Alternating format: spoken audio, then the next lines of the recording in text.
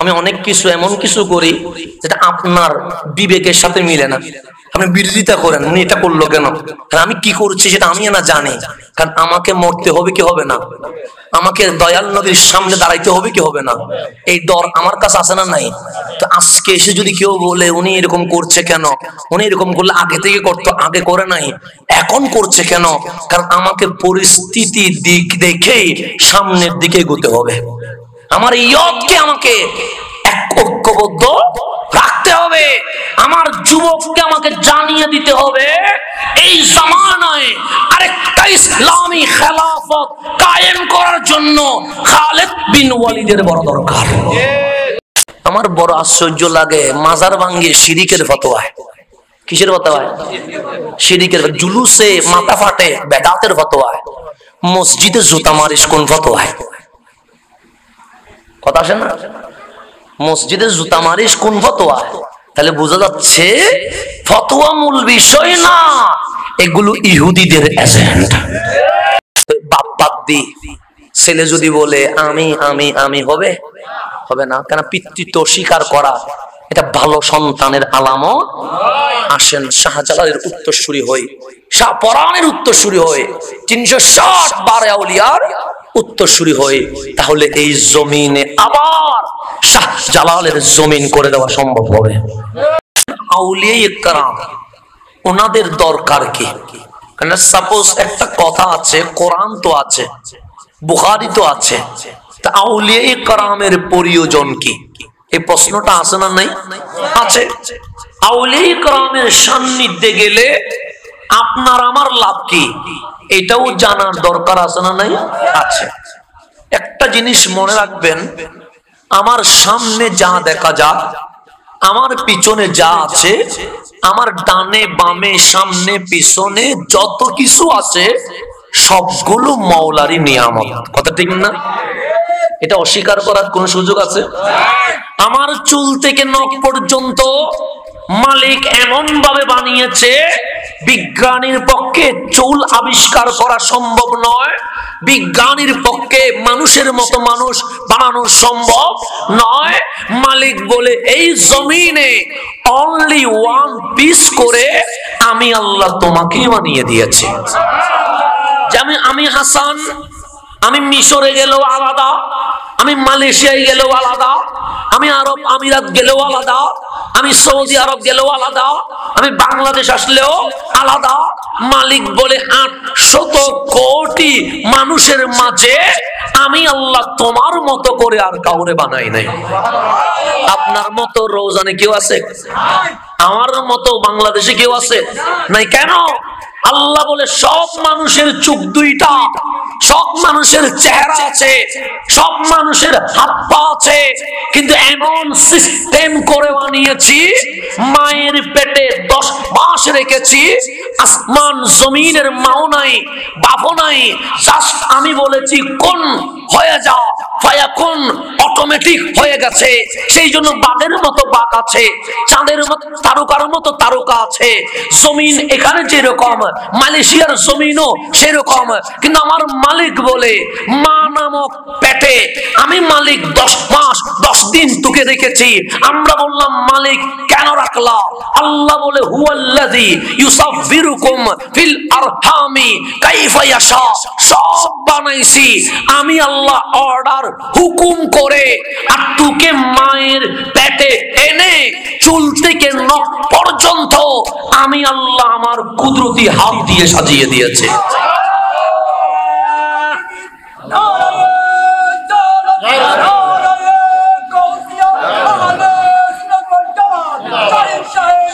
জিন্দাবাদ। তাকবীর মাহফিল একদম শেষে, আর মাঝখানে কোনো তাকবীর দিয়েন না, ঠিক আছে? কারণ যেহেতু সময় কম, কথা কি বলতে হবে, বেশি বলতে হবে। তাকবীর ইনশাআল্লাহ আমরা লাস্টে দিব। তাকবীর জমা রাখেন, লাগবে। কারণ ফিলিস্তিনের মসজিদে আকসা বিজয় করা লাগবে কি লাগবে না? এটাকে অস্ত্র দিয়ে বিজয় হবে না, বোমা দিয়ে হবে না। এটা ইসলামী জজবা, নবীর ইশক বুকে নিয়ে উম্মাহ যখন তাকবীর দিবে, ইসরাইল বাহিনী পালিয়ে চলে যাবে। তাকবীর জমা রাখেন, লাগবে। তাকবীর এটা জমা রাখেন, লাগবে। এটা এখন আপাতত আমরা মাহফিল শেষ পর্যন্ত সুবহানাল্লাহ যেখানে বলা দরকার সেখানে নিজে নিজে বলে ফেলবেন, আলহামদুলিল্লাহ যেখানে দরকার নিজে নিজে বলে ফেলবেন। আমার বলার দরকার আছে? আপনারা তো জানেন নাউজুবিল্লাহ কোথায় বলতে হয়, জানেন না? এগুলো তো মক্তবের পড়া, এখানে পড়ানোর দরকার আছে নেই। আমি বলবো না বড় করি বলেন, ছোট করি বলেন, কানে আসতেছে না, এগুলো বলবো না, কারণ এগুলোতে সময় অনেক চলে যাবে। প্রয়োজনে যদি বলতে ইচ্ছে না করে ঘরে গিয়ে বলবেন, তারপরেও মোটামুটি মাঝখানে তাকবীর দিবেন না, ঠিক আছে নি? এখন সামনের দিকে যা, গভীরভাবে খেয়াল করবেন। তাহলে আমার মালিক এমন নিয়ামতে আমাদেরকে ভরপুর করে দিয়েছে, যেই নিয়ামত চোখের সামনে যেমন আছে ঠিক একইভাবে চোখের পিছনে আছে না নাই? রহমান মানে মালিক দয়া করে যা দেখা যায়, আর রহিম মানে মালিক দয়া করে কিন্তু বান্দা নিজেও জানে না। রহমান মানে মালিক দয়া করে যা কি করা যায়, যেমন চোখের জ্যোতি দিয়েছেন কে? আমার ব্রেন দিয়েছেন কে? আমার হাতের শক্তি দিয়েছেন কে? দেখা যায়। কিন্তু রহিম মানে আমার বিপদে কত বিপদ, কিন্তু আমার মালিক যে উদ্ধার করেছে তা আমিও জানি না, আমার পরিবারেরও কেউ। সেজন্য জুন্নুন আল মাসরি নাম শুনেছেন নি? জুন্নুন মাসরি বলছে আমি রহিমের ব্যাখ্যা খুঁজতেছি। কিসের ব্যাখ্যা? আল্লাহর ওলিরা একটু খুঁজে অন্যভাবে। যেমন আল্লাহ বলছে সিরু ফিল আরদ, জমিনে ভ্রমণ করো। কোথায়? ফি মানে ভিতরে, তো জমিনের ভিতরে ভ্রমণ করা সম্ভব না, এটা কোথায় ভ্রমণ করবে? কেন ফি মানে আলা, ওলামায়ে কেরাম বলছে মানে উপরে, কিন্তু আল্লাহর ওলিরা বলছে না, এখানে ভেতরে নিশ্চয়ই কিছু না কিছু আছে, সেজন্য এখানে ফি বলছে। তো ওলিদের গবেষণা আরেক রকম গবেষণা। তো জুন্নুন আল মাসরি বলছে রহমান বুঝেছি, যেন মালিক মুসলমানরেও রিজিক দেয়, হিন্দুরেও দেয়, বৌদ্ধরেও দেয়, চাকমারেও দেয়, এমনকি নাস্তিকরেও দেয়, এটা দেখতেছি, কিন্তু রহিম আমি বুঝতেছি না। তো জুন্নুন মাসরি বলে আমি নীল নদের যেটা, এটা কি বলে, নীল নদের পাড় আর কি, বিচ বলেন, মানে সমুদ্র চত্বর বলবেন নাকি, এটা কি বলে যেটা আমরা কক্সবাজারে যাই, চর। হ্যাঁ, নীল নদের আমি চরে পাড়ে হাঁটতেছি, হঠাৎ দেখলাম একটা বিচ্ছু দৌড়ায়া এসে, কি আসছে? বিচ্ছু, ভয়ঙ্কর বিচ্ছু দৌড়ায়া এসে নীল নদের পানি যেখানে ঢেউ বাড়ি খাচ্ছে এখানে দাঁড়িয়েছে। আমি নীল নদের দিকে তাকায়া দেখলাম একটা কচ্ছপ এসে পানির সাইডে এসে পিঠটাকে উপরে করে দিয়েছে, বিচ্ছু লাফ দিয়ে সেই কচ্ছপের উপর উঠে গেছে। কিসের উপরে আসলো বিচ্ছু? কিসের? নীল নদের পারে। হঠাৎ দেখলাম একটা কচ্ছপ আসলো, এসে মুখটাকে সামনে পিঠটাকে পিছনে দিয়ে, যেভাবে আপনি জাহাজে ওঠার সময় যেভাবে জাহাজ আস্তে করে মুখটাকে সামনে দেয়, পিঠটাকে দিয়ে মুখটাকে সামনে দিল, বিচ্ছু উঠতে দেরি সেই কচ্ছপ রওনা হয়ে গেছে, মানে নীল নদী কি হয়ে গেছে।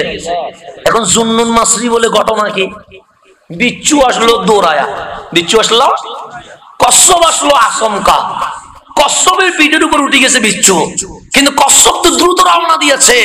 আমি পারে একটা নৌকা ছিল, আমি জুন্নুন মাসরি দেরি করি নাই, আমি তাড়াতাড়ি নৌকাতে উঠে নিজে মাসি সেজে ওর সাথে কচ্ছপের সাথে কি করে যাত্রা করছি। তো দেখলাম নীল নদের ওই পারে গিয়ে আমার নৌকাও টেকলো, কচ্ছপ এসে টেকলো, কচ্ছপ দাঁড়াইছে, বিচ্ছু লাফ দিয়ে পারে উঠে গেছে। এবার আমিও আস্তে করে নৌকা থেকে নেমে গেলাম, বিচ্ছু যেদিকে যাচ্ছে আমিও তার সাথে যেতে লাগলাম। যেতে যেতে যেতে যেতে জঙ্গলের ভেতরে ঢুকে গেলাম, বিচ্ছুও জঙ্গলের ভেতরে। হঠাৎ দেখি একটা মানুষ গাছের মধ্যে হেলান দিয়ে ঘুমাচ্ছে, তাকে মারার জন্য সাপ তার মুখকে প্রস্তুত করে রেখেছে, এখন কামড় দিবে। হঠাৎ বিচ্ছু এসে ওই সাপের মুখ বরাবর আঘাত করলো, দুইজনে মারামারি করতে করতে বিচ্ছুও মরে গেছে, সাপও মরে গেছে, বান্দা ঘুমানোর মধ্যে মালিক হেফাজত করে ফেলেছে। মালিক কি করে ফেলেছে? এদিকে বিচ্ছুও মরে গেছে, সাপও, ও কিসের মধ্যে? ঘুমের মধ্যে। জুন্নুন মাসরি বলে পাশে বসে আছে, দেখলাম ওই ঘুমন্ত ব্যক্তি জাগ্রতই চলে গেছে। আল্লাহ যে বিচ্ছু না পাঠাইলে সাপ তারে কামড় দিত কি দিত না? দিত, সে মারা যাইতো। কিন্তু আল্লাহ নীল নদের ওই পার থেকে বিচ্ছুকে হুকুম করলেন, কচ্ছপকে হুকুম করলেন নিয়ে আয়। কচ্ছপ পিঠে করে নীল নদ পার করালেন। বিচ্ছু ওই জায়গায় গিয়ে সাপের সাথে মোকাবেলা করলো, সাপও মরে গেল, বিচ্ছু মরে গেল, বান্দা বেঁচে গেল। এটার মানে রহিম মালিক অন্ধকারে গোপনে আমাকে এমন ভাবে সেভ করছে যেটা সম্পর্কে আমি কিছুই জানি। রহমান মানে যা দেখা যায়, রহিম মানে যা দেখা। মাওলার নিয়ামত 24 ঘন্টা আছে না নেই? যেমন ধরেন নিঃশ্বাস, অনেকের হার্টে সমস্যা আছে না নেই? নিঃশ্বাস আমরা যেভাবে নিচ্ছি, হার্টে যার সমস্যা তিনি সেভাবে নিতে। তো নিঃশ্বাসের যখন সেন্স কমে আসে তখন ডাক্তার বলে আইসিইউতে দিতে হবে, অক্সিজেন সাপোর্ট। নিঃশ্বাস বন্ধ হলে তো মরে গেছে, কিন্তু নিঃশ্বাস আছে, সুস্থ মানুষের মতো নিতে পারছে না। আইসিইউতে ঢুকিয়ে দিলে ঘন্টায় 20-30 হাজার বিল আসতেছে কি আসতেছে না? তা আমার আল্লাহ বলে অক্সিজেন বন্ধ করি নাই, নিঃশ্বাস রেখেছি, তবে সুস্থ মানুষের মতো নিতে পারছে না। তো ঘন্টায় যদি 10-15 হাজার আসে, তুমি বান্দা প্রত্যেক সেকেন্ডে নিঃশ্বাস নিচ্ছ, কিন্তু আমি আল্লাহ কোনো ব্যাট বসাই নাই, তোমাকে আমার নিয়ামত আমি ফ্রিতে দিয়ে দিয়েছি। এখন আসেন একটু গভীরভাবে খেয়াল করুন, আমার কথাটা বুঝছেন আগে। আমরা নামাজ পড়তেই হবে, বাদ দেওয়ার কোন সুযোগ আছে? রোজা রাখতেই হবে, বাদ দেওয়ার সুযোগ আছে? যাকাত ফরজ দিতেই হবে, বাদ দেওয়ার সুযোগ আছে? হজ জীবন একবার ফরজ হলে হজ করতেই হবে, এতে বাদ দেওয়ার কোন সুযোগ আছে? আমার কামলিওয়ালা রাসূল বলেন, কাল হাসরের ময়দানে তোমার ইবাদত যদি আসমান পরিমাণও ছুঁয়ে যায়, তুমি রহমানের সামনে দাঁড়িয়ে কখনো ন্যায় বিচার চাইবা না। কি বিচার? তো দুনিয়াতেও ন্যায় বিচার পাইলাম না, তা আল্লাহর কাছে যদি ন্যায় বিচার না চায়, চাইবো কার কাছে? কথা ঠিক না? আলাইসাল্লাহু বিআহকামিল হাকিমিন। আল্লাহ বলছে দুনিয়াতে বাম হাত চলতে পারে, দুনিয়াতে মামা বাবা চাচা ফুফা অনেকের কল আসতেই পারে, কিন্তু যেই মালিকের সামনে তুমি দাঁড়াবা, সেই মালিকের সামনে কোন প্রকার কল দিলেও কাজ হবে না। তিনি ন্যায় বিচারক। কথা ঠিক না? আর রাসূল বলছে, কালকে যদি মালিক তোমারে ডাকে, ডাকবেই তো স্বাভাবিক, আল্লাহ ডাকবে না আমাকে? আপনাকে ডাকবে না? অস্বীকার করার কোন সুযোগ আছে? নাই। সেই জন্য আল্লাহ আমাদেরকে বানানোর সময় দাঁত মেনটেন করছে। কি মেনটেন? ছিলাম আলমে আরওয়া, আনলেন মায়ের পেটে, মায়ের পেটে 10 মাস 10 দিন রেখে আনলেন দুনিয়াতে, দুনিয়াতে নিয়ে গেলেন কবরে, কবর থেকে তুলবেন হাসরে, হাসর থেকে হাউজে কাউসার হইয়া মিজান হয়ে ফুলসিরাত পার হয়ে তারপর জান্নাতের দরজা। এরকম দাম আছে না? নাই? আসলে দাম মেনটেন করছে। মালিক রুহের জগৎ থেকে ডাইরেক্ট দুনিয়ায় পাঠাই দিতা, মাঝখানে আবার মা বাপরা কি দাম মেনটেন করলা কেন? আল্লাহ বলে, এটাই তো তোকে বুঝানোর জন্য। মালিক কি বুঝাইবা? তোরে অনেকেই বুঝাবে, মানুষ মরে গেলে মাটির কাজ খেয়ে ফেলা, তোকে খেয়ে ফেলবে, তুই মাটির সাথে মিশে যাবি, তোরে কেউ খুঁজে পাবে না। তখন নাস্তিক বলবে, ডু ফুর্তি, জানা কর, মদ খা, গান গা, সিনেমা দেখ, যা ইচ্ছা তাই কর। কেন? কবরে তো মাটির ভেতর, তোরে খেয়ে ফেলবে। তা আমরা তো দেখলাম, মাটির কাছে পানি ডাললে পানি খেয়ে ফেলে, মাটি কুড়ে সবজির অংশ বিশেষ রাখলে 2 সপ্তাহ পর মাটির সাথে কি হয়ে যায়? মাটি হয়ে যায়। তো কথা তো সত্য, মাটি তো খেয়ে ফেলে। আল্লাহ বলে, মাটির কাজ খেয়ে ফেলা এটা স্বাভাবিক, পেটের কাজও খাবার গুলাকে খেয়ে ফেলা, এটাও কথা ঠিক। তা আমি মাঝখানে মারলাম কেন? কেন? আমরা বলি জানি না। মালিক বলে মায়ের পেট ছোট না বড়? আমরা বললাম ছোট। কতটুকু হবে? এক হাতের চেয়ে ছোট হবে। আল্লাহ বলে তুই যে মায়ের পেটে একদিন ছিলি, আমরা বললাম না। 1 ঘন্টা ছিলি, আমরা বললাম না। 1 সপ্তাহ ছিলি, আমরা বললাম না। কত? আমরা বলি 9-10 মাস ছিলাম। মালিক বলে জিন্দা না মরা? আমরা বললাম জিন্দা। আমার মালিক বলে নাস্তিকের কথা শুনিস না। সেই মালিক 1 হাত মায়ের পেটে জিন্দা রাখতে পারে, সেই মালিক মরণের পর 3.5 হাত কবরেও জিন্দা রাখতে পারে। বোঝানোর জন্য নাস্তিকের কথাই যেন আমরা সিনেমা হলে দুধ না দিই, নাস্তিকের কথাই যেন আমরা ইসলাম ছেড়ে না দিই। কারণ আমি নিজের চোখ, আমি তো যুবক নিয়ে কাজ করি, আমার কাজ হচ্ছে ইয়ত নিয়ে। সেই জন্য আমি অনেক কিছু এমন কিছু করি যেটা আপনার বিবেকের সাথে মিলে না। আপনি বিরোধিতা করেন, উনি এটা করলো কেন? কারণ আমি কি করছি সেটা আমি না জানি। কারণ আমাকে মরতে হবে কি হবে না? আমাকে দয়াল নবীর সামনে দাঁড়াইতে হবে কি হবে না? এই ডর আমার কাছে আছে না নাই? তো আজকে এসে যদি কেউ বলে উনি এরকম করছে কেন, উনি এরকম করলে আগে থেকে করতো, আগে করে নাই, এখন করছে কেন? কারণ আমাকে পরিস্থিতি দিক দেখেই সামনের দিকে এগোতে হবে। আমার ইয়তকে আমাকে ঐক্যবদ্ধ রাখতে হবে। আমার যুবককে আমাকে জানিয়ে দিতে হবে এই জামানায় আরেকটা ইসলামী খেলাফত কায়েম করার জন্য খালিদ বিন ওয়ালিদের বড় দরকার। আমার যুবককে জানাইতে হবে না খালিদ বিন ওয়ালিদ কি, এটা আমাকে বুঝাইতে হবে। সেই জন্য মদিনার সনদটা একটু পড়ে নেবেন। কিসের সনদ? মদিনার সনদ বলছে আকীদার ব্যাপারে কোনো কম্প্রোমাইজ নাই। আবার দেশ গঠনে প্রয়োজনে ইহুদির সাথেও বসতে হবে। এগুলো হচ্ছে আমাদের জিনিসগুলো বুঝবেন, তাহলে আপনাদের জন্য সহজ হবে। এখন আসেন গভীরভাবে খেয়াল করবেন। আমার আল্লাহ বলে যিনি মায়ের পেটে রাখতে পারে উনি কবরেও। এখন আসেন মানুষ যখন জন্ম নেয় মায়ের পেটে ব্যথা উঠে কি উঠে না? এটাকে কি বলে? প্রসব বেদনা বলে। কি বলে না? বলে। আমার মায়ের যখন ব্যথা উঠছে তখন আমার দাদি, আমার নানি, আমার সমাজের মহিলারা বলছে ওনার প্রসব বেদনা উঠেছে, কিছুক্ষণ পরে সে সন্তান জন্ম দিবে। কথা ঠিক না? তাহলে মায়ের পেটে ব্যথা উঠা মানে মা সন্তানটাকে কোথায় ছেড়ে দিবে? জমিনে ছেড়ে দিবে। তা আমার আল্লাহ বলেন, হে আমার বান্দা, ইজা জুলজিলাতিল আরদু জিলজালাহা, একদিন জমিন থরথর করে কাঁপবে। আল কারিয়াতু মাল কারিয়া, বিকট শব্দ হবে, আওয়াজ হবে। মালিক জমিন কাঁপবে কেন? আল্লাহ বলে মায়ের পেট প্রসব বেদনা উঠে কেন? আমরা বলি সন্তান জন্ম দেওয়ার জন্য। আমার মালিকও বলে প্রত্যেকটা কবর এক একটা মায়ের পেট। ইজা জুলজিলাতিল আরদু জিলজালাহা, কবরের যখন প্রসব বেদনা উঠে যাবে, ওয়া আখরাজাতিল আরদু আসকালাহা, তখন কবর নামক মায়ের পেট তোমাকে ধরে আমি রহমানের সামনে দাঁড় করাইয়া দিবে।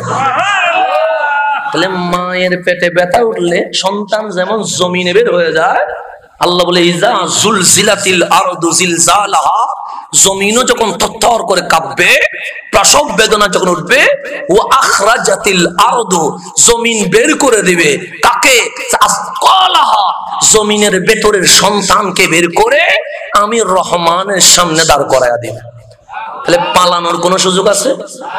আছে নাই? বাংলাদেশ থেকে পালিয়ে মালয়েশিয়া যেতে পারবেন, মালয়েশিয়া থেকে কানাডা যাইতে পারবেন, কিন্তু মরণের পর মালিক বলে আর পাসপোর্টও নাই, ভিসাও নাই, বিমানও নাই, হেলিকপ্টারও নাই। তাহলে তুমি পালানোরও কোনো সুযোগ নাই। আল্লাহর সামনে দাঁড়াইতে হবে কি হবে না? এখন ধরেন আপনার 5 ওয়াক্ত নামাজ আছে, সাথে তাহাজ্জুদ আছে, রমজানের রোজা আছে, সাথে আইয়ামে 20 আছে, যাকাত আছে, সাথে সদকা আছে, হজ আছে, সাথে উমরা আছে, তাসবিহ তাহলিল ভরপুর আসমান পরিমাণ কি আমল, টেনশন নাই। তো মালিক বলছেন হাসান এদিকে, এখন ডাকছে মানে আমার বিচার শুরু হবে। কথা ঠিক না? আল্লাহ বলবে আমল নামাটা দে, কারণ সবার আমল নামা তো হাতে হাতে চলে যাবে। এখন আমল নামা আল্লাহ রাখতে দেরি। আমি বললাম মালিক একটা জিনিস চাইবো, দিবানি? আল্লাহ বলবে আমার বান্দা হাসরের ময়দানে এসে একটা জিনিস চাইবে, আমি যদি না দি হয় বান্দা দিব বলো? আমরা বললাম মালিক ইনসাফ করতে হবে, ন্যায় বিচার করতে হবে। আমার মালিক বলে ভালোই তো বলেছিস, আমি আল্লাহ ন্যায় বিচার করতাম। আমরা বললাম মালিক দুনিয়ায় জুলুম জুলুম জুলুম দেখেছি, তোমার কাছে ন্যায় বিচার চায়। আল্লাহ বলেন ঠিক আছে, এমন ন্যায় বিচার করব যে ন্যায় বিচার কখনো কেউ করতে। আল্লাহ আমলনামা নিয়ে বলবে বান্দা নামাজ তো পড়েছিস, আমরা হাসি দিয়ে বলবো পড়ছি। রোজা তো রাখছিস, আমরা বলবো রাখছি। হজ তো করছিস, করছি। মাহফিল তো করছিস, করছি। আল্লাহ বলে ন্যায় বিচার চেয়েছিলি না? আমরা বললাম হ্যাঁ। আমার মালিক বলে এটা কি? আমরা বলবো পানি। বিজ্ঞানী বানাইছে? আমরা বলবো না। কে বানাইছে? আমরা রহমান বানাইছে। দুনিয়াতে পানি পান করেছিলি? আমরা বললাম হ্যাঁ। তো এক গ্লাস পানি সমান এক ওয়াক্ত নামাজ কেটে দিলাম। ডেলি কয় গ্লাস পানি খাইছেন? 500 গ্লাস খাইছেন। তো 500 গ্লাস সমান নামাজ কি কাটা? তো কাটতে কাটতে পানির ভেতরে ইবাদত কি গেছে? তা আল্লাহ বলে শুধু পানি ধরলাম, চাউলকে ধরবে, ডালকে ধরবে, সবজিকে ধরবে, সুখের আলোকে ধরবে, কানের সোনাকে ধরবে। আরে বান্দা অক্সিজেন যে ফ্রি দিয়েছিলাম এটার হিসাব কে ধরবে? চুল থেকে নখ কে দিয়েছে? আমরা বলবো মালিক তুমি। তো আমার মাওলা বলবে আমার বানানো শরীর দিয়ে আমার জমিনে তুই সিজদা দিয়ে ন্যায় বিচার কামনা করছিস। আরে পানির সামনে তোর নামাজ চলে গেছে, আরো তো অনেক নিয়ামত রয়ে গেছে। তা আল্লাহ জান্নাত কেটে দিয়ে বলবে ইনসাফ করলাম, সোজা জাহান্নামে চলে যা। সোজা কোথায়? তাহলে নিয়ামত সবগুলো কার? কিন্তু সর্বশ্রেষ্ঠ নিয়ামত হচ্ছে আল্লাহ যদি মাফ করে দেয়। আল্লাহ যদি কি করে দেয়? কারণ আল্লাহ ধরলে এখানে ছাড়ার কোনো সুযোগ, আল্লাহ যদি ধরে ফেলে ছাড়ার কোনো সুযোগ।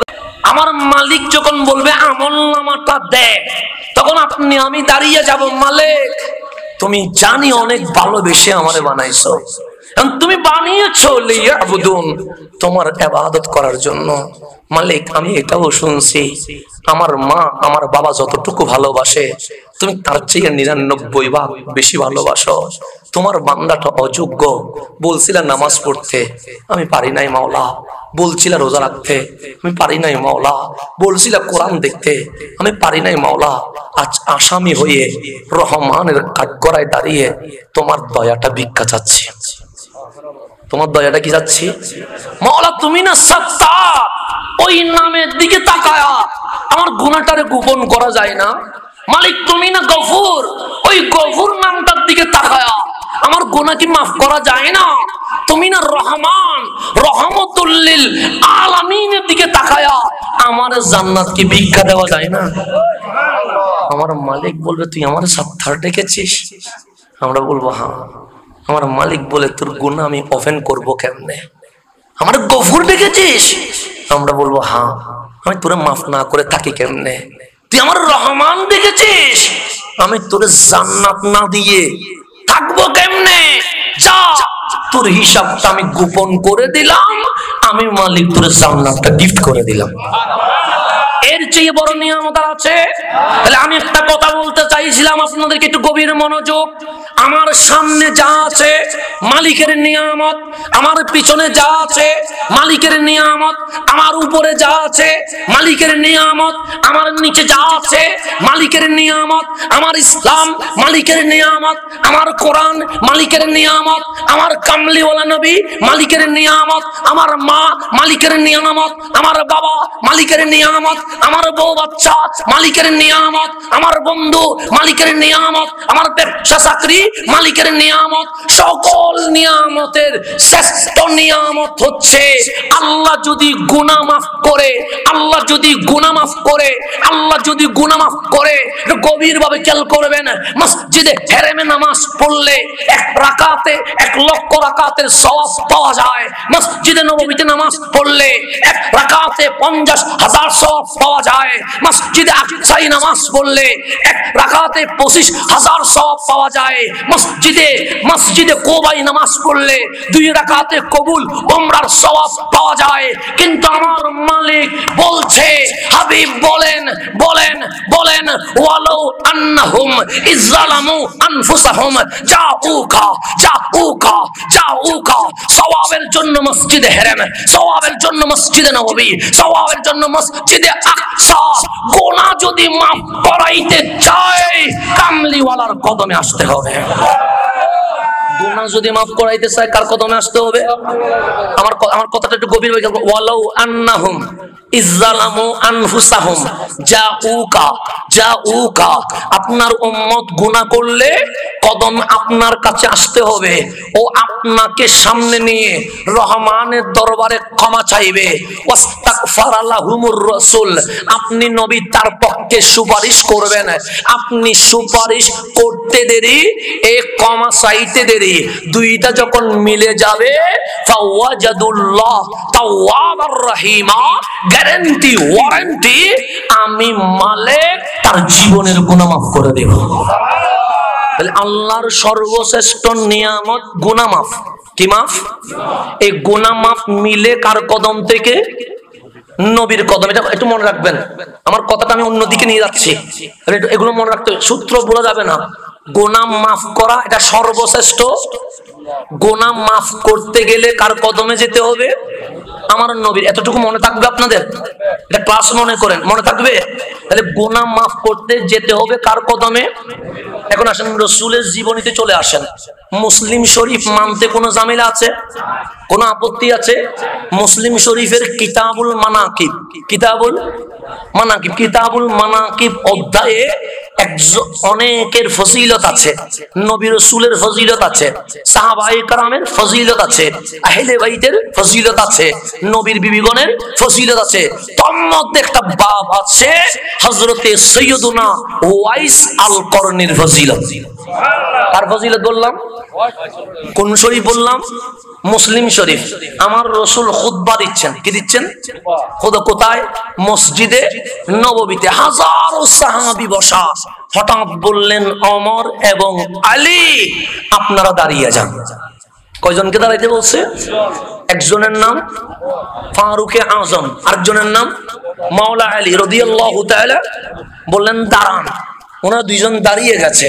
বললেন, ইয়া রাসূলুল্লাহ, হুকুম করেন। আমার রাসূল যে বুশরা লাহুমা, হাজার হাজার সাহাবীদের মধ্য থেকে আমি নবী আপনাদের দুইজনকে শুভ সংবাদ দিলাম। কি দিলাম?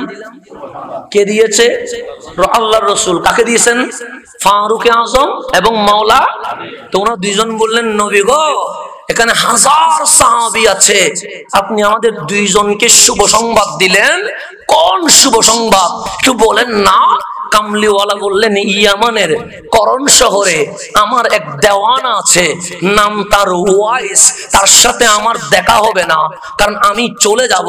আমার আবু বকরের দেখা হবে না, উনিও চলে যাবেন, কিন্তু ওমর আর আলীর সাথে আমার ওয়াইস আল করনির দেখা হয়ে যাবে। রাসূল মদিনায় আসে কোথায়? ইয়ামানে। মোবাইল আসেনি তখন। ওয়াইস করনি কি ফেসবুকে কোনো পোস্ট দিয়েছি, ইয়া রাসূলুল্লাহ আমি আপনাকে ভালোবাসি? কোন পোস্ট দিয়েছে? ইউটিউবে ওয়াইস আল করনি কোন ভিডিও বার্তা দিয়েছে? আই মদিনার কামলিওয়ালা, আমি ওয়াইস আল করনি ইয়ামানের এক পাগল, আপনাকে ভালোবাসি, এরকম কোন ভিডিও দিছে? হোয়াটসঅ্যাপ ছিল? ইমো ছিল?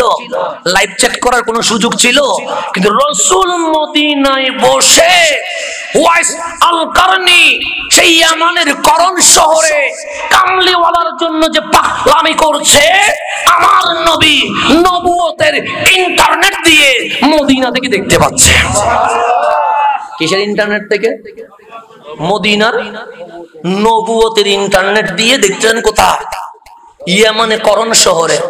আমার রাসূল বললেন, ওমর এবং আলী তোমাদের সাথে আমার ওয়াইস আল করনির কি হয়ে যাবে? দেখা হয়ে যাবে। বলিও আমার ওয়াইস আল করনিকে আমি নবী চিনি। এটা কি করিও? বলিও। এবং আজকে যে খুতবায় আমি ওয়াইস আল করনির আলোচনা করেছি, এটাও তো বললেন আমাদের পরিচয় দেওয়া লাগবে। আমার কামলি বলা লাগবে না, তোমাদের গায়ের ঘাম দিয়ে আমার ওয়াইস আল করনি বুঝে যাবে সাহাবী রাসূল ওয়াইস আল করনির ঘরে এসেছে। পরিচয় দেওয়ার কোনো দরকার? নবী গো আপনার পক্ষ থেকে কিছু বলবো? আমার নবী বললেন তেমন কিছু বলার দরকার নাই, তবে ওমর আলী যখন ওয়াইস আল করনির সাথে সালাম কালাম হবে তখন আমি নবীর পক্ষ থেকে বলবা, আমি নবী ওয়াইস আল করনিকে বলছি ওয়াইস আল করনি যেন দুই হাত তুলে রহমানের দরবারে এই দোয়া করে আল্লাহ যেন আমি নবীর উম্মতের জীবনের গুনাহ মাফ করে দেন।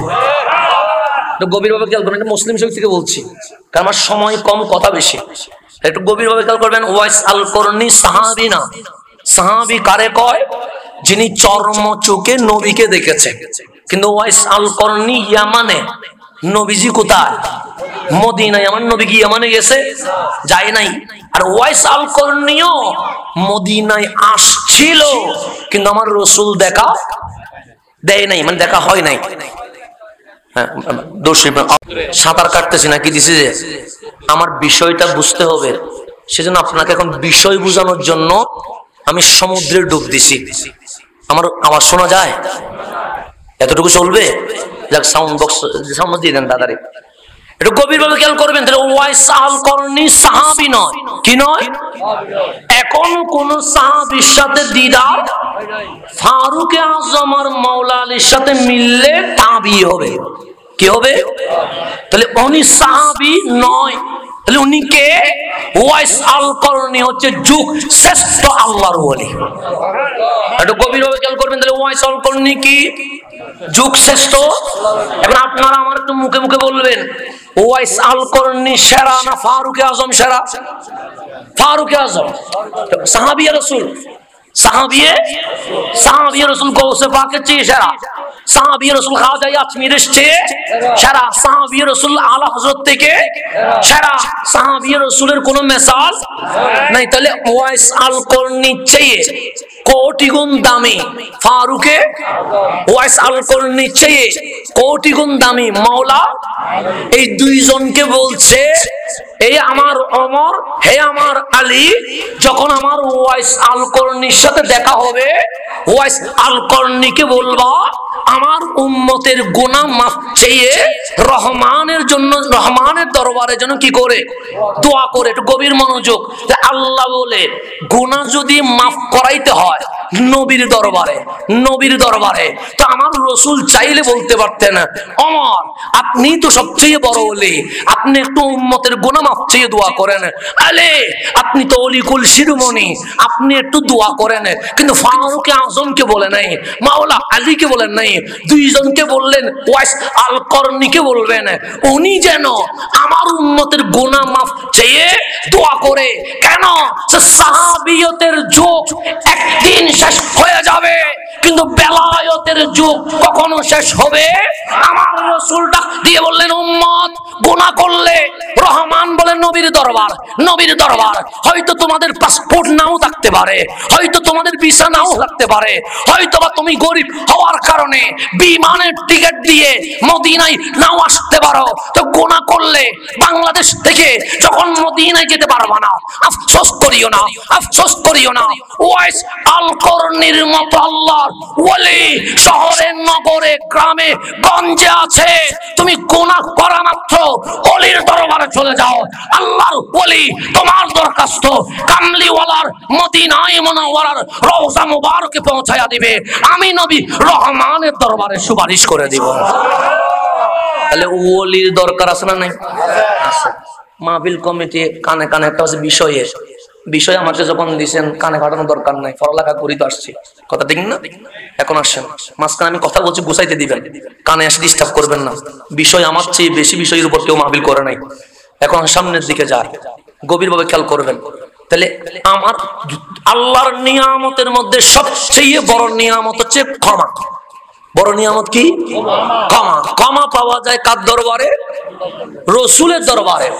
রাসূল বলছে ওমর আলী আপনার দুজনে গিয়ে ওয়াইস আল করনিকে বলেন আমার উম্মতের গুনাহ মাফ চেয়ে যেন কি করে দোয়া করে। তাহলে এটা দিয়ে মালিক আমাদের কামলিওয়ালা নবী আমাদেরকে জানিয়ে দিচ্ছে, তুমি গুনাহ করলে কোথায় চলে যাও? ওলির দরবারে চলে যাও। মদিনা আসতে না পারলে ওলি সুপারিশ করবে কার কাছে? কেন? তুমি গুনাহগার হওয়ার কারণে তোমার সাথে আমি নবীর ডাইরেক্ট মোলাকাত করা সম্ভব না। কেন? কলব কালো হয়ে গেছে। কিন্তু শহরে নগরে শরফুদ্দিন বুসরির মতো ওলি আছে, শাহ জালাল শাহ পরানের মতো ওলি আছে, 360 বারে আউলিয়ার মতো ওলি আছে, হাজায়ে আজমিরের মতো ওলি আছে, শাইন শাহ সিরকুটের মতো ওলি আছে, গাউসুল আজম মাইসপান্ডারির মতো ওলি আছে। ওনাদের সাথে আমি নবীর সম্পর্ক ডাইরেক্ট কানেকশন রয়ে গেছে। তোমরা খানেকায় আসলে তোমাদের মেসেজ চলে যাবে কোথায়? মদিনায়। মদিনার মেসেজ চলে যাবে কোথায়? আরশের মালিকের কাছে। তাহলে আল্লাহর ওলির দরকার আছে না নাই? এখন আসেন 2 নাম্বার পয়েন্ট, গভীর মনোযোগ। এই হাদিস যেটা বর্ণনা করেছেন এটা সৈয়দুনা ইবনে হাজার আসকালানী, যাকে শাইখুল ইসলাম বলা হয়। এই যে হাদিস সহিহ, দয়ীফ, হাসান এগুলো যে বলছেন, এগুলো আমার নবী বলে নাই, এগুলো কোন সাহাবী বলে নাই, এগুলো কোন তাবী বলে নাই। এগুলোর সংজ্ঞা যারা দিয়েছেন তাদের মধ্যে যিনি অন্যতম, উনি শাইখুল ইসলাম ইবনে হাজার আসকালানী রাদিয়াল্লাহু তাআলা আনহু। গভীর মনোযোগ। তো ইবনে হাজার আসকালানী বলছে, আমার নবী খুতবা দিচ্ছেন। আমার নবী কি দিচ্ছেন? বললেন, হুব্বি বিআলাইয়া মিন দুনিয়াকুম সালাস। হে আমার সাহাবী, তোমাদের দুনিয়ায়, হুব্বি বিআলাইয়া মিন দুনিয়াকুম সালাস, তোমাদের দুনিয়ায় আমি নবী 3টা জিনিসকে ভালোবাসি। কয়টা জিনিসকে? কে ভালোবাসে? আমার নবী। সাহাবায়ে কেরাম বললেন, নবী গো বলেন না। বলছে, 1 নাম্বার দুনিয়ার সুগন্ধি আমি ভালোবাসি। কি ভালোবাসে? আর রিহ, দুনিয়ার সুগন্ধি।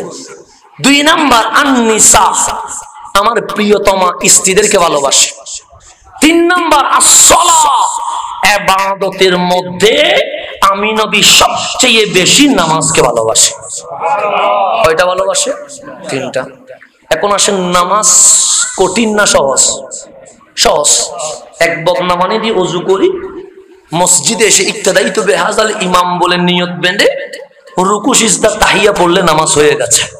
টাকা লাগে, শক্তি লাগে, কিন্তু রোজা রাখা কঠিন। সকাল থেকে রাত পর্যন্ত না খায় থাকতে হয়। যাকাত দেওয়া আরো কঠিন, কারণ যেটা ঢুকলে বেরোতে চায় না। হজ করা আরো কঠিন, কারণ মালও দিতে হয়, শক্তিও। তো ইয়া রাসূলুল্লাহ হজ বলতেন, আমরা উৎসাহ পাইতাম। আমার রাসূল বলেন, হজকে ভালোবাসি, তবে 1 নাম্বার না। ইয়া যাকাত বলতেন, কারণ ঢুকলে তো বেরোতে চায় না। রাসূল যাকাতকে আমি বেশি ভালোবাসি, কিন্তু 1 নাম্বার না। ইয়া রাসূলুল্লাহ রোজা বলতেন, সকাল থেকে রাত পর্যন্ত না খায়া থাকতে হয়। আমার রাসূল বলেন, আমি নামাজ কেন বলেছি জানো? আমরা বললাম কেন?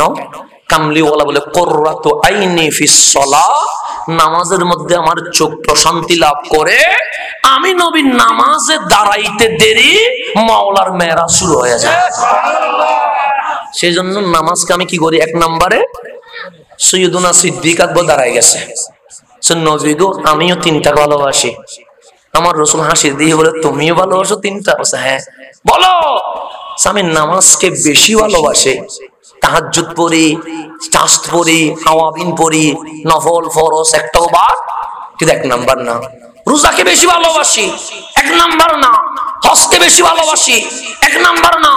যাকাতকে বেশি ভালোবাসি, 1 নাম্বার না। মা বাবাকে বেশি ভালোবাসি, 1 নাম্বার না। বিবিকে ভালোবাসি, 1 নাম্বার না। আমার রাসূল বলে, ও আবু বকর, কি শুরু করছো? সব গোলারে বেশি ভালোবাসছো, 1 নাম্বার না। তো 1 নাম্বার কি? সান নাযরু ইলা ওয়াজহিক, 2টা চোখ দিয়ে শুধু আমার নবীকে দেখতে থাকো। 2টা চোখ দিয়ে কি দেখবো? আল্লাহ। ইয়া রাসূল, ইয়া তাহলে একটু গভীরভাবে খেয়াল করবেন। আমার 2টো চোখ থাকবে, এই 2 চোখ দিয়ে শুধু কি দেখবো? নবী দেখবো। 2 নাম্বার সম্পদ থাকবে, নবীর কদমে কোরবানি দিব। 3 নাম্বার আয়েশা নামের মেয়ে আছে, ওই মেয়েটার নবীর সাথে বিয়ে দিব। তাহলে নবী ভালোবাসেন নামাজ, নামাজে কারে দেখে? সিদ্দিক ভালোবাসেন নবীর চেহারা। কেন? বলছে আমি আবু বকর তো আল্লাহ দেখি নাই, আল্লাহ তো পাইছি নবীর কারণে। সুতরাং নবী বাদ দিয়ে ডাইরেক্ট আল্লাহ পাওয়া যায় না, নবীর চেহারা মানে আয়না। আমি আবু বকর নবীর মাধ্যমে মৌলানা দেখতে চাই। ফারুক আজম দাঁড়াই গেছে, শুধু একটা বলবো ফারুক আজম, কারণ আমার বিষয় যেটা সেটা। ফারুক আজম বলেন নবী গো আমিও তিনটা ভালোবাসি। তো আমিও কয়টা? আমার রসুল বলে তুমিও তিনটা? বলছে হ্যাঁ। বলো আপনি নবীর নামাজকে ভালোবাসেন, কারণ নামাজের মধ্যে ডাইরেক্ট আল্লাহ দেখেন। আবু বকর আপনার চেহারা ভালোবাসে, কারণ আপনার চেহারার মধ্য দিয়ে আবু বকর তাওহীদের পরিচয় পেয়েছে। আর আমার এক নাম্বার পছন্দ হচ্ছে as-suhbatu লিআউলিয়া ইল্লাহ, আল্লাহর ওলির সোহবতে বসে থাকা। কার সোহবতে? আচ্ছা এখন আপনারা বলেন ফারুক আজমের চেয়ে বড় ওলি এই জমিনে কেউ আছে? উনি বলতেছেন আমার ইচ্ছে হচ্ছে ওলির দরবারে বসে থাকা। আয় ওমর আপনার চেয়ে বড় ওলি, আপনি যেদিকে হাঁটেন ইবলিস হাঁটে না, আপনি যেদিকে হাঁটেন ইবলিস। আপনি দোয়া করলে মালিক যে মোনাজাত কবুল করেছে এই বিষয়ে মালিক কোরআনের আয়াত নাজিল করে। আপনার চেয়ে বড় ওলি কে? আপনি মোনাজাত করে হারাম চাইলে আল্লাহ হারাম করে দেয়, আপনি মোনাজাত করে হালাল চাইলে মালিক হালাল করে দেয়। তা আপনার চেয়ে বড় ওলি কে? তো ফারুক আজম বলছে আমার নবী নামাজকে ভালোবাসে, কারণ নামাজের ডাইরেক্ট আল্লাহ দেখে। সিদ্দিক আকবর রসুল ভালোবাসে, কেন? রসুল ছাড়া মাওলার পরিচয় পাওয়া যায় না। ওমরের চেয়ে বড় ওলি সিদ্দিক আকবর। ওমরের ইচ্ছা হচ্ছে সিদ্দিক আকবরের কদমে বসে থাকা, কেন? সিদ্দিক আকবর বাদ দিয়ে কখনো নবী পাওয়া সম্ভব না। একটু গভীর মনোযোগ, গভীর মনোযোগ। নবী বলছে নামাজ, নামাজে কি দেখে? সিদ্দিক আকবর বলছেন নবী। কেন? সিদ্দিক আকবর আল্লাহর পরিচয় পেয়েছে কার কারণে? নবীর কারণে। আর ফারুক আজম বলছে আল্লাহর ওলি সিদ্দিকে আকবর। তো ফারুক আজমের মতো সাহাবী রাসূল সিদ্দিক আকবর বাদ দিয়ে নবী পর্যন্ত যায় নাই। সিদ্দিক আকবরের মতো খলিফাতুর রাসূল নবী বাদ দিয়ে মাওলা পর্যন্ত যায় নাই। আমাদের সাহস কেমনে হইল খাজায়ে আজমির কৌসে পাক বাদ দিয়া রাসূল বাদ দিয়ে ডাইরেক্ট আল্লাহ ধরতে বসে আছে? আমাদের সাহস কেমনে হইল? তাহলে আউলিয়া কেরামের দরকার আছে না নাই? দুইটা পয়েন্টে বুঝছেন তো? 3 নম্বর পয়েন্ট ধরেন। কয় নম্বর পয়েন্ট? সূরাতুল কাহাফ। মানে এখানে অনেক বিষয়, এত লম্বা বিষয় বলা যাবে না, আমি সংক্ষিপ্ত করে বলবো। সূরাতুল কাহাফ কোথায় আছে? কাহাফ মানে একটা গুহা। আমাদের বাংলাদেশের রোজানের মধ্যে গুহা আছে না? আছে তো। রোজান একটা গুহা আছে যেখানে ইউসুফে সানি বাবা ভান্ডারী ইয়া করছিলেন, রিয়াজত করছিলেন। আছে না নাই? কাকড়াছড়িতে একটা আছে আলুর টিলা, গেছিলেন নেই? আছে। এরকম অনেক গুহা আছে না নাই? কোন গুহার নামে আল্লাহ সূরা নাজিল করছে? কোরআনে একটা সূরা আছে সূরাতুল কাহাফ। গুহা মানে বিশ্বে এত গুহা থাকতে তুমি সূরাতুল কাহাফ কেন বললা? মালিক বলে ওই গুহায় বনি ইসরাইলের 7 জন আল্লাহর ওলি অবস্থান করার কারণে গুহা এত দামি হয়ে গেছে, রহমান কোরআনে মাহফিল করা শুরু করে দিয়েছে। দেখেন সূরাতুল কাহাফ আল্লাহ বলছে। আল্লাহ বলছে আমি যেমন আমি প্রথমে আসছি খাইতে নিছেন, এটা না মেহমানদারি।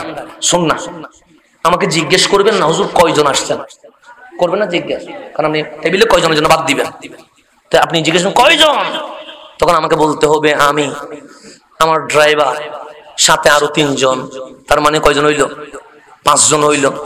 এখন ধরেন আমাদের সাথে মাঝে মাঝে বিড়ালও থাকে, আমি যদি বলি আমি, আমার ড্রাইভার, সাথে 3 জন, 5 জন, বিড়ালটা সহ 6 জন, মানুষ হাসবে না? 6 জন কেউ বলবে? আপনার ঘরে 2টা গরু আছে, আমি বললাম কয়জন, আপনি বলেন আমি, তোমার শাশি, 2টা সন্তান 4 জন, গোয়ালের মধ্যে 2টা গরু 6 জন। জনসমারিতে যদি 6 জন বলেন পাগল বলবো না? ও বলবে আমার না বলি তোমার পাপ নাই যাওয়া উচিত। বলবে কি বলবে না? বলবে। কেন? গরু, ছাগল, কুকুর এগুলো গণার বিষয় নয়। কিন্তু মালিক সূরাতুল কাহফে বলছে, আসহাবে কাহফ নিয়ে বক্তারা বক্তব্য রাখবে। সায়াকুলুনা, ও চিরেই বলবে, সালাসাতুন, তারা তিনজন। এটা বক্তারা বলবে। আল্লাহ বলছে যারা তিনজন বলবা, আমি নিষেধ করছি না, তবে বলিও রাবিউহুম কালবুহুম, তারা তিনজন নয়, তাদের সাথে একটা কুকুর ছিল, কুকুর সহ চারজন। কোরআন বলতেছে, কোরআন সিরি ফেলেন আপনি, আমার কিছু করার নাই, সিরি ফেলেন। কোরআন বলছে রাবিউহুম কালবুহুম, 4 নাম্বার কি? কুকুর। তারপর বলছে ওয়ায়াকুলুনা, কেউ কেউ বলবে খামসাতুন, আসহাবে কাহফ 5 জন। আল্লাহ বলে শুধু 5 বলে থেমে যাইও না, সাদিসুহুম কালবুহুম, তারা 6 জন। কেন? তাদের সাথে একটা কুকুর আছে। তারপর বলছে ওয়ায়াকুলুনা সাবাতুন, অনেকেই বলবে 7 জন। অনেকে বলবে কি? যেমন আমি বলছি আসহাবে কাহফে কয়জন ছিল, কিন্তু আল্লাহ বলছে না, সামিনুহুম কালবুহুম, তারা 7 জন নয়, তাদের সাথে 8 নাম্বার একটা কি ছিল? কে বলতেছে? আল্লাহ বলছে, আমি বলতেছি না। তো এখন আসেন, আসহাবে কাহফের সাথে কুকুর ছিল, কুকুর পাক না না পাক? না পাক। যে ঘরে কুকুর থাকে ওই ঘরে রহমতের ফেরেশতা ঢুকবে না। তাফসীরে আছে, যখন আসহাবে কাহফ বের হয়ে গেছে, গুহায় চলে যাবে, জালেম বাদশার কাছে পরাজয় স্বীকার করবে, রাত্রে যখন বের হয়েছে এই কুকুরটা পিছনে লাগছে। তো কুকুরের কাজ কি? চিল্লানো, ঘেউ ঘেউ করা। তো আল্লাহর ওলিদের ভিতরে দয়া আছে না নাই? তো 7 জনে বলছে, কুকুর, আমরা রাত্রে পালিয়ে যাচ্ছি, তোর কাজ দিনের বেলায় চুপ থাকা, রাতের বেলায় চিল্লানো। তুই যদি এখন কেউ কেউ করিস, মানুষ জেনে যাবে, বাদশা আমাদেরকে গ্রেফতার করবে, চলে যা। কুকুরে এত শান্তি মতো বুঝায়, এর বড় কুকুর যায় না। পরে সে দৌড়ানো শুরু করছে, দৌড়াইলে কতটুকু যায়, আবার পিছনে চলে যায়। এরকম অনেকক্ষণ দৌড়ানি খেলা খেলার পর দেখলো এই কুকুর নাসুর বান্দা, এটা কোনো মতে সারে। লাস্টে গিয়ে 7 জনের মধ্যে একজন বিরক্ত হইয়া পাথর নিচে মারার জন্য কুকুর কি করলো, সামনের 2টা পা আসমানের দিকে তুলে দিয়ে বলছে, মালিক, কথা বলতে পারি না বলে বুঝাইতে পারছি না, একটু কথা বলার শক্তি দিয়ে দাও। তাফসীর বলছে দোয়া করতে দেরি, কুকুরের মুখ দিয়ে মানুষের আওয়াজ বের হচ্ছে। তো ডাক দিয়ে বললেন, আমাকে তাড়াই দিয়েন না, দৌড়াইয়েন না, পাথর মারিয়েন না, ওয়াল্লাহ, খোদার কসম, আমি কুকুর হইতে পারি। ইন্নী উহিব্বুল আউলিয়া ওয়াস সালিহিন, আমি কুকুর আল্লাহর ওলিদেরকে ভালোবাসি। কে বলতেছে? কুকুর। ইন্নী উহিব্বুল আউলিয়া ওয়াস সালিহিন, আমি আউলিয়া ইকরামকে বেশি ভালোবাসি। ভালোবাসার জিনিস কি ফেলে দিতে হয় না নিয়ে যাইতে হয়? তো 7 জনে বললো, ওনারে ছেড়ে দেওয়ার দরকার নাই, সামনে নিয়ে চলো। আচ্ছা, এখানে রোজানে কুকুর আছে না নাই? কুকুর কি রকম বসে জীবনে কখনো দেখছেন নি? এগুলো দেখার বিষয়। আমি যদি বলি আপনাদের লাল কুত্তাটা কিরকম করে বসে, আপনারা মাহফিল করতে দিবেন?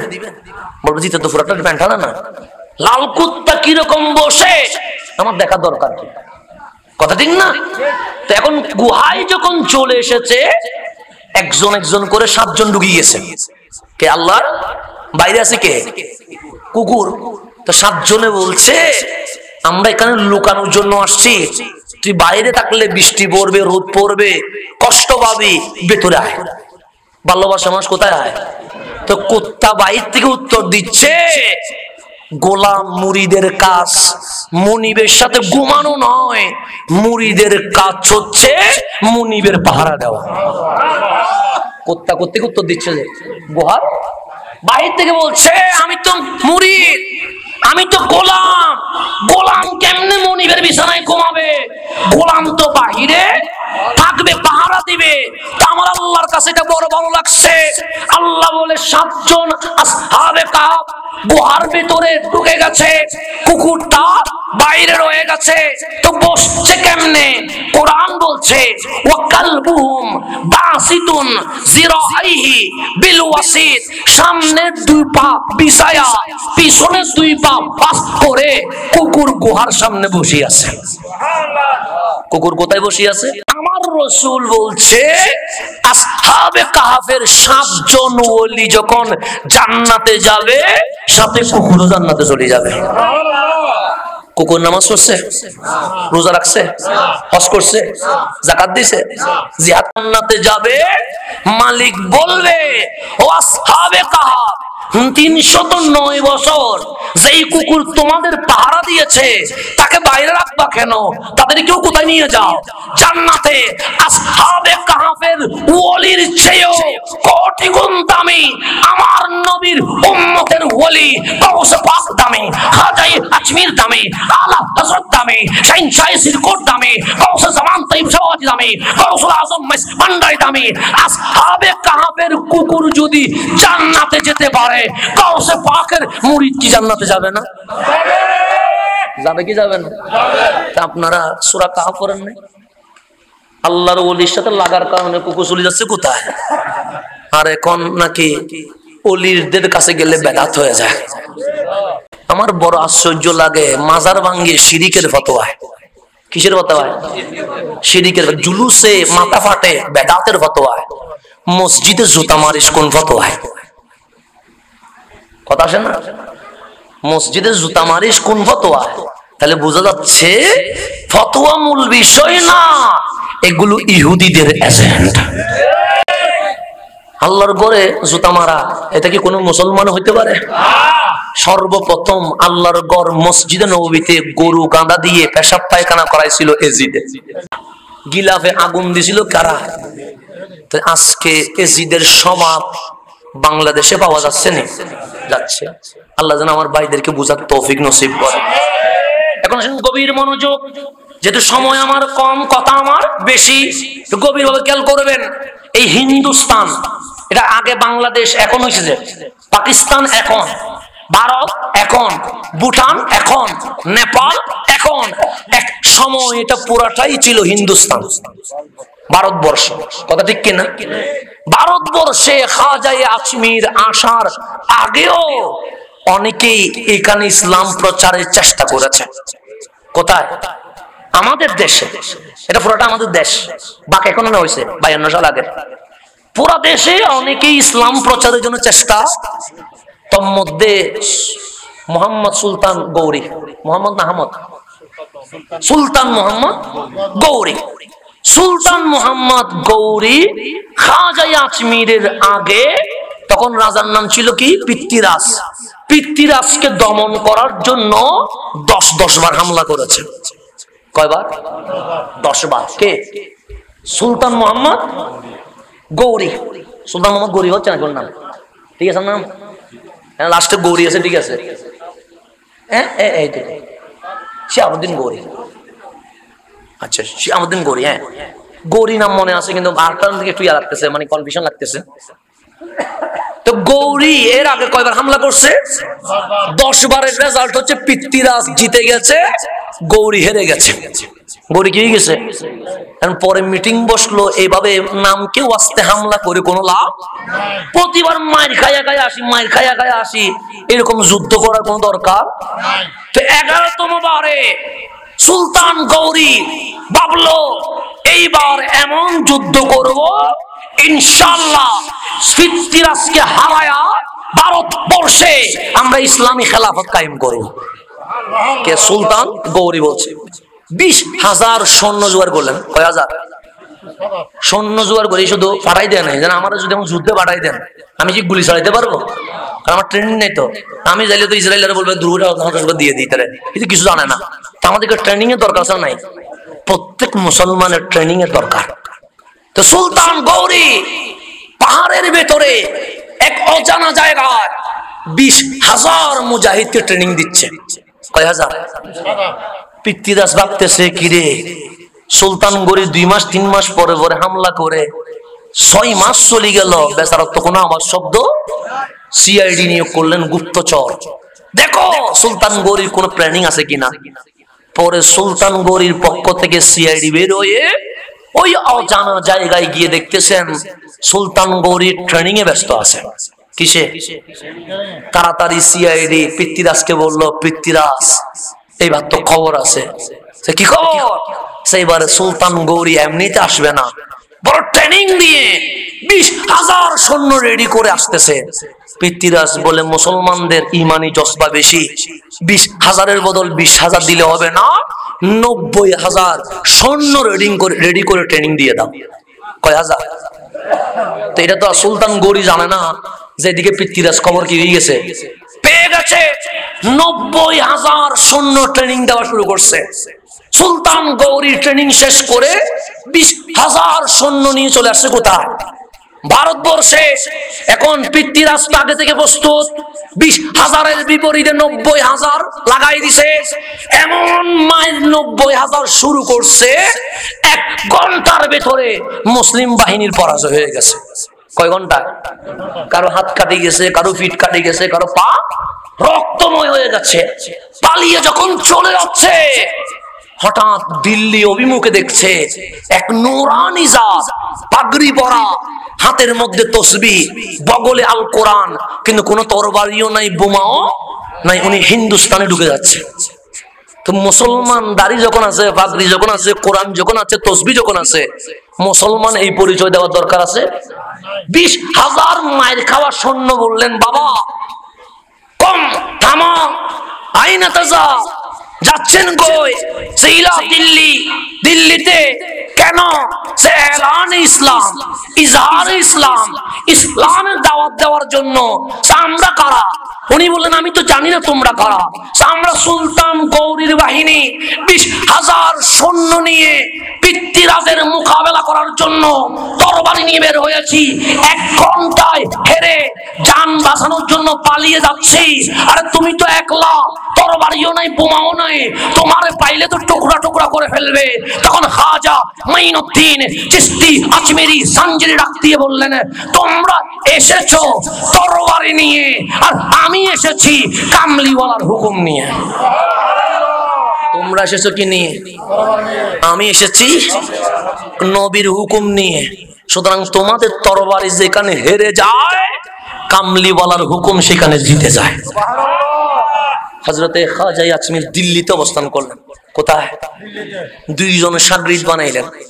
একজনের নাম কুতুবউদ্দিন বখতিয়ার কাকি, আরেকজনের নাম নিজামউদ্দিন। এই 2 জনকে রেখে চলে গেলেন কোথায়? আজমিরে। আসলেন সৈন্য। আসলেন কত? যেদিন মারা গেলেন সেদিন 99 লক্ষ মুসলমান জানাজা তার করাই দিছে। তাহলে এই উপমহাদেশে ইসলাম আনছে কারা? আউলিয়া কারামরা। আমি আরেকটা ঘটনা বলে আপনাদেরকে বোঝাচ্ছি। নিজামউদ্দিন আউলিয়া নাম যখন বলছি এটা বলে ফেলি না। নিজামউদ্দিন আউলিয়া নাম শুনছেন? ওনার মাজার কোথায়? উনি ইসলাম প্রচারক। উনি এই উপমহাদেশে হিন্দুর ছেলে আমাদের মতো যারা, তাদেরকে মুসলমান বানাইছে। আমাদের উপরের লিঙ্কে কি ছিল? হিন্দু ছিল। আমরা কি হয়েছি? তো নিজামউদ্দিন আউলিয়া শেষ বয়সে অসুস্থ হয়ে গেছেন। শেষ বয়সে বিছানায় লেগে গেছে। দিল্লির বড় বড় মুসলিম ডাক্তার বলছে আর কোন মেডিসিন নাই। হুজুর এই অবস্থায় 2-1-3 দিন যা বাঁচে খেদমত করেন, হুজুর অচিরে দুনিয়া ছেড়ে চলে যাবে। আর কোনো কি নাই মেডিসিন? ডাক্তার জবাব দিয়ে দেয় না যে আজ জাদ নাই, গড় রাখি দেন, যখনই কি হয়ে যায় চলে যায়। ডাক্তার জবাব দিয়ে দিচ্ছেন। সব কানে খবর হয়ে গেছে নিজামউদ্দিন আউলিয়ার আর কোনো মেডিসিন, চিকিৎসা নাই। গ্রামের সহজ সরল 2 জন ভক্ত আসছে হুজুরকে দেখার জন্য। কোথাকার? গ্রামের 20 অনেক দূর থেকে এসে দেখলেন হুজুরের অবস্থা ভালো না। তো গ্রামের মানুষ তো সহজ সরল হয়, গিয়ে বললেন, আই নিজামউদ্দিন আউলিয়া, আমরা গ্রামের মানুষ আপনার ভক্ত। আমাদের গ্রামে একজন হিন্দু ডাক্তার আছে, কিন্তু এত ফেমাস মানুষ বলে উনি রোগী দেখলে রোগী নাকি ভালো হয়ে যায়। উনি রোগী দেখলে রোগী কি হয়ে যায়? এরকম কিছু ডাক্তারের হাত আছে না, রোগী দেখলে কি হয়ে যায়? রোগী ভালো হয়ে যায়। তা আমাদের দরখাস্ত হচ্ছে আপনি নিজামউদ্দিন আউলিয়া যদি আমাদের গ্রামে যান, আমরা ওই ডাক্তারকে একটু দেখাবো। তো আশেপাশে বক্তা আছেন না, বক্তা বললেন হুজুর জীবনেও হ্যাঁ বলবেন না। কেন? আপনার কারণে আমরা মুসলমান হয়েছি, আর আপনার ইন্তেকালের আগে হিন্দু ডাক্তারের কাছে চিকিৎসার জন্য গেলে আমরা তো বেজ্জুত হয়ে যাব। মানুষ বলবে এই মিয়া এসে আমাদেরকে মুসলমান বানাইলো, আর দিন শেষে মুসলমানের চিকিৎসা করতে পারে না, গেছে কার কাছে? একটু ইজ্জত নিয়ে টানানি হবে না? এখন শ্বাসের যারা আছে খাদেম বললেন জীবনেও কখনো হ্যাঁ বলবেন না। তো বক্তার বলছে না না হুজুর যাবে। হুজুর বলেন তোমরা বললে হবে না কি, আমি যাবো। কে বলতেছেন? নিজামউদ্দিন আউলিয়া। এখন পাশের বক্তারা একটু বিরক্ত হচ্ছে, হুজুর তো এমনও চলে যাবে, ডাক্তার তো বলে দিছে, এই সময়ে এসে আমাদেরকে বেজ্জুত করার দরকার কি? তা আমার বাপ যদি বলে যাবো, আমি 1000 বার না বললে হবে? কারটা টিকবে? বাপেরটা টিকবে। তো নিজামউদ্দিন আউলিয়া বলেন না, তোমরা আমাদের যত বুঝাও আমি না বলবো না, আমি ডাক্তারের কাছে। বক্তারা খুশি হয়ে ব্যান গাড়ি নিয়ে আসছে, তখন তার এরকম প্রাইভেট কার নাই, ব্যান গাড়িতে হুজুরকে তুলছে। বক্তারা সহ রওনা হয়েছে কোথায়? গ্রামের দিকে। রাত্রে রওনা হয়েছে, সকাল বেলায় গিয়ে পৌঁছছে। যাওয়া মাত্র মুরিদ 2টা গিয়ে ডাক্তারকে বলছে আমাদের বড় দরবেশ মুসলমানদের রাহবা দিল্লি থেকে আসছেন নিজামউদ্দিন আউলিয়া, একটা সিরিয়াল হবে। তুমি বললেন এত বড় দরবেশ যখন আসছে ওনার সিরিয়াল 1 নাম্বার। কয় নাম্বার? 10টায় নিয়ে আসবা। বক্তারা গিয়ে বলেন হুজুর আলহামদুলিল্লাহ সিরিয়ালও কি হয়ে গেছে, মিলে গেছে, আসেন। ঠিক 10টায় নিজামউদ্দিন আউলিয়াকে ওরা নিয়ে আসছে ডাক্তারের রুমে। তো ডাক্তারের রুমে যখন প্রবেশ করছে, নিজামউদ্দিন আউলিয়া বলেন তোমরা সবাই চলে যাও, ডাক্তারের সাথে আমার একটু কথা আছে। সবাই বের করে দিয়েছে। তো নিজামউদ্দিন আউলিয়া বলছে ডাক্তার আমাকে দেখে কি তোমার ভয় হয়? না হুজুর ভয় হয় না, দরজাটা বন্ধ করে দাও। তো দরজাটা দিলেন বন্ধ করে। হুজুর কিছু বলবেন? হ্যাঁ, আমি তোমার নামে অনেক সুনাম শুনেছি, তুমি নাকি রুগী দেখলে রুগী কি হয়ে যায়? ভালো হয়ে যায়। এমন কি আছে আমার বুঝাই, বলো না। ডাক্তার বলেন হুজুর কিছুই নাই, কাশ্মীরের ডাক্তার যে বই পড়ে ডাক্তার, দিল্লির ডাক্তার যে বই পড়ে ডাক্তার, আমিও সেই বই পড়ে ডাক্তার। বেতার ওষুধ মারাও যেটা দে আমিও সেটা দে, তবে আমার একটা স্পেশাল কোয়ালিটি আছে। নিজামউদ্দিন আউলিয়া বলে কি কোয়ালিটি? আমার নফস না বললে আমি হা করি, আমার নফস হা করলে আমি না করি। নফস বলে বলে যাইও না, আমি সেখানে যাই। নফস যদি বলে যাও, আমি সেখানে যাই না। নফস যদি বলে ঘুমাও, আমি ঘুমাই না। নফস যদি বলে ঘুমাইও না, আমি ঘুমাই। নফস যদি বলে দেখিও না, আমি দেখি। নফস যদি বলে দেখো, আমি দেখি না। নফস হা বললে আমি না করি, না বললে হা করি। নিজামউদ্দিন আউলিয়া বলে এটা নাকি? হ্যাঁ হুজুর, এটার কারণে মনে হয় রোগী ভালো হয়ে যায়। এটার কারণে মনে হয় রোগী কি হয়ে যায়? নিজামউদ্দিন আউলিয়া বলেন ডাক্তার আমি একটা কথা বলি, তুমি শোনো। তোমার নফস যদি না বলে তুমি হা করে দিবা আর কি। তোমার নফস কি বললে না করলে তুমি কি করে দিবা? আমি এটা করি তো। নফস হা বললে আমি না করি, না বললে আমি হা করি, এটা করি তো হুজুর। তাহলে আমারটা করবো না? করবো। যদি নফস হা বলে না করবো, না বললে। নিজামউদ্দিন আউলিয়া বলে ডাক্তার বলো লা ইলাহা ইল্লাল্লাহু মুহাম্মাদুর রাসূলুল্লাহ সাল্লাল্লাহু, আল্লাহ ছাড়া কোনো মাবুদ নাই, মুহাম্মদ সাল্লাল্লাহু আলাইহি ওয়াসাল্লাম আল্লাহর বান্দা। ও বলো। ডাক্তার না বলবো না। কেন? তোমার নফস কি বলে? আমার নফস তো না বলে। তো তুমি কি বলছো? নফস না বললে হ্যাঁ বলবো, এটা বলছো না তো। কালিমা শুনে তোমার নফস না বলছে, তুমি না বলছো নফস হ্যাঁ বললে না করো, না বললে হ্যাঁ করো। কালিমা বললাম, তোমার নফস না বলছে, হ্যাঁ করে দাও। ডাক্তার বলে আর কথা বলার সুযোগ নাই। লা ইলাহা ইল্লাল্লাহু মুহাম্মাদুর রাসূলুল্লাহ কালিমা পড়ে মুসলমান হয়ে গেছে। কালিমা পড়ে কি হয়ে গেছে? দরজা খুলো। দরজা খুলে দিলেন। বক্তাদেরকে বলেন গাড়ি রেডি করো, আমি চলে যাব। বক্তারা বললেন হুজুর চিকিৎসা করবেন না? করছি তো। কি আজকে আমি নিজের চিকিৎসা করাইতে আসি নাই, ডাক্তারের চিকিৎসা করতে আসছিলাম। কার চিকিৎসা করতে আসছিলাম? ডাক্তারের চিকিৎসা করতে আসছিলাম, আমি তো জানি আমি 2-1 দিন পর চলে যাব, আমি মেডিসিন দিয়ে কি করব, কিন্তু আমি ওই দিল্লি থেকে দেখতেছি তার কলমে হেদায়েত আছে, কিন্তু চিকিৎসা করার জন্য ডাক্তার নাই, আমি ডাক্তার হইয়া তার কালিমা পড়াইয়া দিলাম। ইসলাম প্রচার করছে বোমা দিয়ে। নিজামউদ্দিন আউলিয়ার মতো এরকম করে করে হাসি মুখে তাদের কথা শুনে তাদের মতো করে ইসলামটারে যখন বুঝাই দিছে, এই ভারতবর্ষ মুসলমানের রাজ্যে পরিণত হয়ে গেছে। তাহলে ইসলাম আসছে কাদের কারণে? আউলিয়া কেরামের কারণে। কাদের কারণে? এখন বাবা শাহজালালের সাথে কারো কোনো মারামারি আছে? কারো কোনো শত্রুতামি আছে? তো এরপরও মাজার ভাঙ্গে কেন? তাহলে বোঝা যায় মনে হয় ওরা গোবিন্দদের কোন আত্মীয় স্বজন হইতে পারে। কথা ঠিক না? গোবিন্দদের কোন আত্মীয় স্বজন না হলে শাহজালালের সাথে তো কোনো ঝামেলা থাকার কথা না। তাই আল্লাহর ওলির সাথে বিয়াদবি করা এটা কি হবে?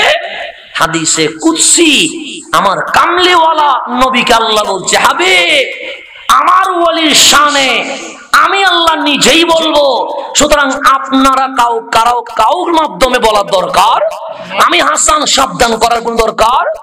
আল্লাহ নিজেই বলছে ক্বালা রাসূলুল্লাহ সাল্লাল্লাহু আলাইহি ওয়াসাল্লাম, আমার রাসূল ইরশাদ করেন, আমি বলি নাই, ইন্নাল্লাহ ক্বাল, আমার আল্লাহ নিজেই বলেছে, বুখারীতে আছে, মান আদা লি ওয়ালিয়ান, যে আমার ওলির বিরোধিতা করবে, আমার ওলির বিদ্বেষ করবে, আল্লাহ বলে ফাকাদ আযানতুহু বিল হারব, আমি আল্লাহ তার সাথে যুদ্ধের ঘোষণা করলাম। যুদ্ধের ঘোষণা কে করছে? এখন যুদ্ধ যদি আল্লাহর সাথে ওরা করে, জিতবে কে? জিতবে কে? সেই জন্য আমার কথাকে আমি শেষ দিকে নিয়ে আসছি। 2004 সালে বুম মারছিল কোথায়? শাহজালালের মাজারে। এই 4 সালের বুমের পরে আল্লাহর এমন আযাব আসছে, 17 বছর আওয়াজ করতে পারে না। কথা ঠিক না? আবার যদি বাবা শাহজালালের শানে বেয়াদবি করে, আমি বলি কিয়ামত পর্যন্ত গর্ত থেকে বের হতে পারবে না। যুদ্ধ কার সাথে করতেছে? মান আদালি ওয়ালিয়ান, আল্লাহ বলেছে আমার ওলির সাথে বিদ্বেষ করা, এটা হাসানের সাথে বিদ্বেষ না, এটা অন্য কারোর সাথে বিদ্বেষ না, এটা সরাসরি কার সাথে বিদ্বেষ? আল্লাহ ফাকাদ আযানতুহু বিল হারব, আমি আল্লাহ যুদ্ধের অ্যালাউন্স করছি। কে যুদ্ধে অ্যালাউন্স করছে? তা ক্ষেপণাস্ত্র দিয়ে আল্লাহর সাথে পারবে? রকেট বোমা দিয়ে পারবে? সেজন্য আমি অনুরোধ করব, যদি ইসলাম কায়েম করতে হয়, কোন বাতিলের মাধ্যমে ইসলাম কায়েম হবে না, আহলে সুন্নাত ওয়াল জামাতের মাধ্যমে কায়েম হবে। কারণ এই দেশে ইসলাম আসছে কাদের মাধ্যমে? ওলি মানে আহলে সুন্নাত ওয়াল জামাতের মাধ্যমে। সুতরাং এই ইসলামের ক্রেডিট কোন এজিদিন নিতে চাইলে এটা কোনো কাজ হবে না। আমি আপনাকে বিষয়বস্তুকে সামনে রেখে, যেহেতু সময় কম, আমি বলছিলাম এটা 1 সাগর, কিন্তু আমাকে ফুকুর পরিমাণ মাহফিল যেন আমি করতে পারি নাই, ছোট খুব পরিমাণ মাহফিল হয়ে আছে। তাহলে আমি যেটা বলতে যাচ্ছি, আল্লাহর ওলিদের মাধ্যমে এখানে কি ইসলাম? এই বাংলাদেশে শাহজালাল এসেছে বলে ইসলাম, এই বাংলাদেশে খান জাহান আলী এসেছে বলে ইসলাম, এই বাংলাদেশে বাইজিদ বুস্তামি এসেছে বলে ইসলাম, এই বাংলাদেশে নাসিরউদ্দিন সিপাহসালা এসেছে বলে ইসলাম, এই বাংলাদেশে বারে ওলিয়া আসছে বলে ইসলাম। এই জমিনে সর্বপ্রথম আওলাদ রাসূল যিনি এই জমিনে এসেছেন, উনি হচ্ছেন বাবা শাহজালালের সঙ্গী নাসিরউদ্দিন সিপাহসালা। উনি সর্বপ্রথম আওলাদ রাসূল। কোথায় আসছে? এরপর বসরা আজম মাইজভান্ডারী শাহিনশাহী সিরকুট সবাই আসছে, কিন্তু প্রথম আওলাদ রাসূল কে? নাসিরউদ্দিন সিপাহসালা। এগুলো মনে রাখবেন, ইতিহাসগুলো। নাসিরউদ্দিন সিপাহসালা হচ্ছে প্রথম আওলাদ রাসূল। কোথায় আসছে? কার সাথে? বাবা শাহজালালে। 360 বারে আউলিয়া, ওনাদের মাধ্যমে শাহ মাখদুম, ওনাদের মাধ্যমে এই জমিনে কি আসছে? বাপ বাদ্দি ছেলে যদি বলে আমি আমি আমি হবে না, কেন? পিতৃত্ব স্বীকার করা এটা ভালো সন্তানের আলামত। আসেন শাহজালালের উত্তরসূরি হই, শাহপরানের উত্তরসূরি হই, 360 বারে আউলিয়ার উত্তরসূরি হই, তাহলে এই জমিনে আবার শাহজালালের জমিন করে দেওয়া সম্ভব হবে। আল্লাহ যেন আমাদেরকে বুঝার তৌফিক নসিব করে। আমিন। ওয়া আখির দাওয়ানা আনিল হামদুলিল্লাহি রাব্বিল আলামিন। अस्सलामु अलैकुम व रहमतुल्लाहि व बरकातुहू। मैं तो बीमारे नबी हूँ।